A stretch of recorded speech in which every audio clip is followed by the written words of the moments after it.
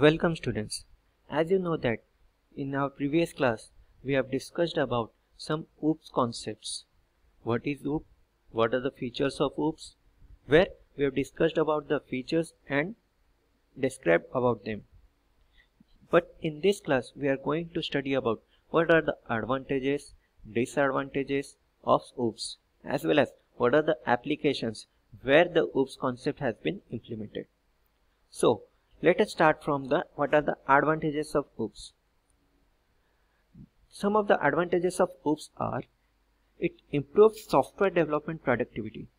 That is, it provides separation of duties in object-based programs development. Objects can also be reused within and across applications. Because of these factors, modularity, extensibility, and reusability of object-oriented programming can be achieved.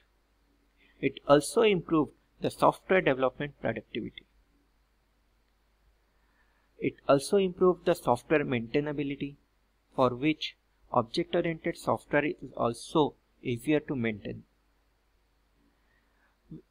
As you know that in development, the design is modular. The part of the systems can be updated in case of issues which need to make large-scale changes. Next, it also helps in faster development of applications. Reuse enables faster development, and object-oriented programming languages come with rich libraries of objects, where code developed during the projects is also reusable in future projects. Next, here the lower cost of development can be implemented. Means within a low budget we can be able to develop a good software. The reuse of software lowers the cost of development. It makes more effort in putting into the object-oriented analysis and design, which lowers the overall cost of development. It also helps on the higher quality of software. As you know that faster development of software and lower cost of development allows more time and resources to be used in the verification of a software. Although quality is dependent upon the experience of the teams, object-oriented programming tends to result in higher quality software. Next, it can also communicate through message passing, which makes interface description with outside system very simple. It is easier to develop complex softwares. Because why it is easy to develop? Because it reduces the complexity through inheritance, so that we cannot be able to write more and more codes next to next. Means if we write it once, we can get through it through inheritance, get to the child class. As you know that the data are encapsulated along with functions, therefore external non-member functions cannot access or modify data that provide data security. The concept of data abstraction separates object specification and object implementation. It also helps on creating and implementing OOPS code easily, which reduces the development time.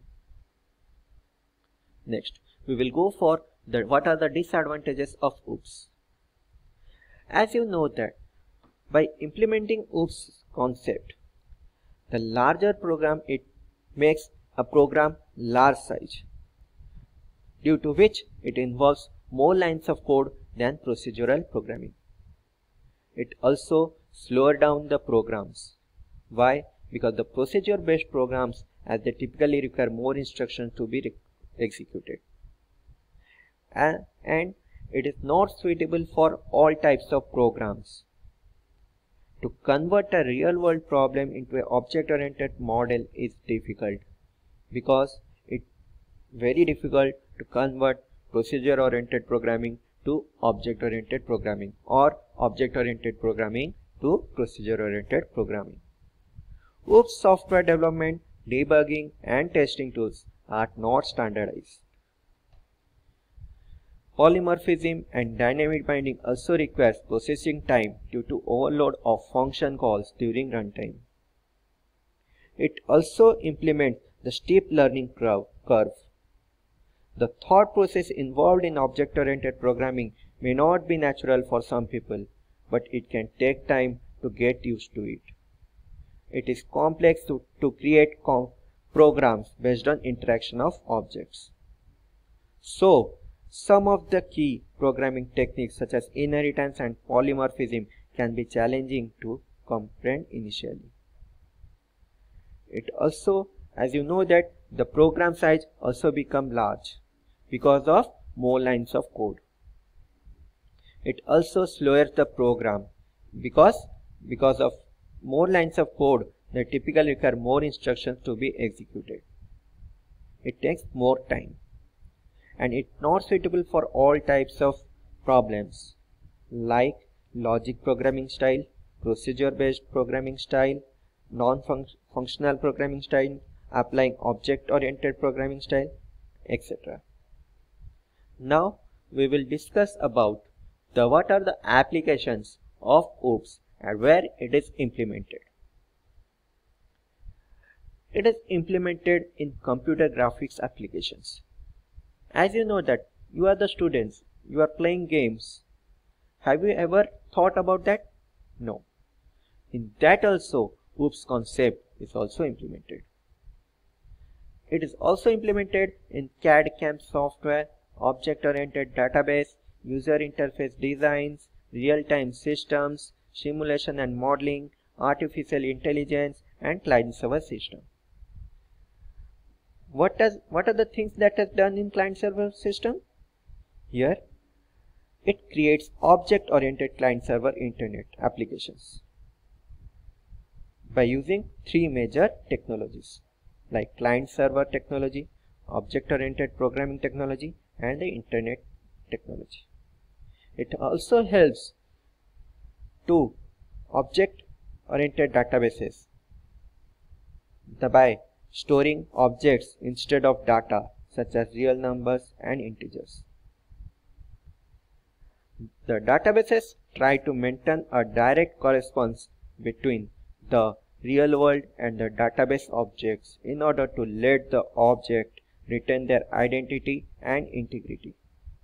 It also helps in real-time system design, where it inherits complexities that makes difficult to build them. Object-oriented techniques make it easy to handle those complexities. These techniques present way of dealing with these complexities by providing an integrated framework. As you know that it also helps in simulation and modeling. As you know that it is difficult to model complex systems due to varying specification of variables, but this can be overcome by using object-oriented methodology. In simulating concepts, systems require modeling and understanding interactions explicitly, and object-oriented programming provides an alternative approach for simplifying these complex modeling systems. It also helps in neural networking and parallel program. It also helps in office automation systems, which include formal as well as informal electronic systems primarily concerned with information sharing, communication to and from people inside as well as outside the organization. Some examples of office automation systems are email, word processing, web calendar, and desktop publishing. Okay students, today we have completed the first chapter, and you just have to go through the slides and check whether there are doubts or not, and just focus on the features of OOPS, that are objects, classes, encapsulation, polymorphism, inheritance, and message passing. Just focus on that concepts so that you can be able to get all the knowledge and can move further for the next classes. Thank you.